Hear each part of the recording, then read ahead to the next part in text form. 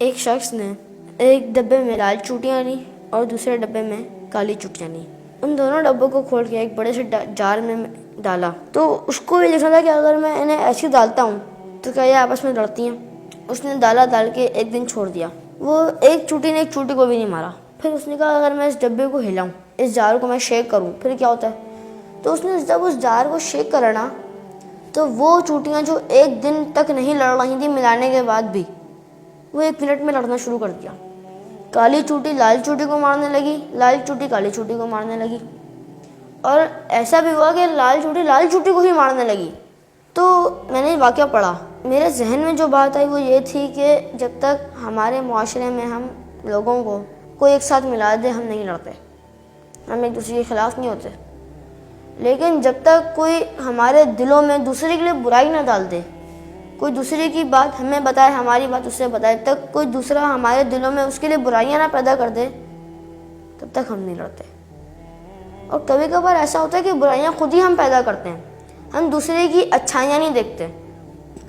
जैसे कि मैंने उससे 1 गिलास पानी मांगा, उसने मुझे मना कर दिया, तो और तरफ उसकी और अच्छाइयाँ हैं, मैं वो अच्छाइयाँ नहीं देखूंगा, मैं उसकी बुराइयों पर नजर डालूंगा। कहता है ऐसा है, काम नहीं करता, सुनता नहीं है बात को। क्यों ऐसा? इसलिए होता है कि हम भी उन काली और लाल चूटियों की तरह हैं, हमें भी मिला दिया, हम नहीं लड़े। लेकिन जब तक हमारे दिमागों को एक दूसरे के ख़िलाफ़, हमारे दिलों को एक दूसरे के ख़िलाफ़ नहीं किया गया, तब तक हमारे दिमाग को, दिलों को हिलाया नहीं गया, तब तक हम लोग नहीं लड़े। जब हमें एक दूसरे के ख़िलाफ़ करा, तब हम लोगों ने लड़ना शुरू करा। क्यों करा? सोचिए क्यों करा। अब अगर कोई बंदा आपको आके बोले कि यार फलाना तुम्हारे बारे में ये कह रहा था, आपको बुरा लगेगा ना कि यार मैं तो उसको अच्छा समझ रहा था, वो तो आया है कि मेरी बुराइयां कर रहा है। और वही बंदा दोबारा उस बंदे के पास जाए, जाके उसको बोले यार वो जो लड़का है ना, वो तुम्हारे बारे में ये बोल रहा था, तो वो क्या सोचेगा, यार मैं तो उसको अच्छा समझ रहा था, यार वो तो इतना बुरा निकला, मैं इससे बात करूँगा। अब वो मुझसे आएगा अलग माइंडसेट लेके, मैं जाऊँगा अलग माइंडसेट लेके, तो दोनों में आपस में झगड़ा होगा, बहस होगी। और जो हमारे लड़ाई झगड़े की वजह बनती है, वो बनती है बहस। जो लड़ाई झगड़े की वजह बनती है, वो बनती है बहस। कि हम ये कहते हैं कि यार उसने मुझे पत्थर मारा ना, तो मैं उसको ईंट से जवाब दूंगा। भाई आप फूल से दो उसको जवाब। कोई आपको गाली देता है, आप उसके लिए हिदायत की दुआ कर दो कि अल्लाह से हिदायत दे। कोई आप पे पत्थर फेंकता है, तो आप उसके लिए दुआ कर दो हिदायत की।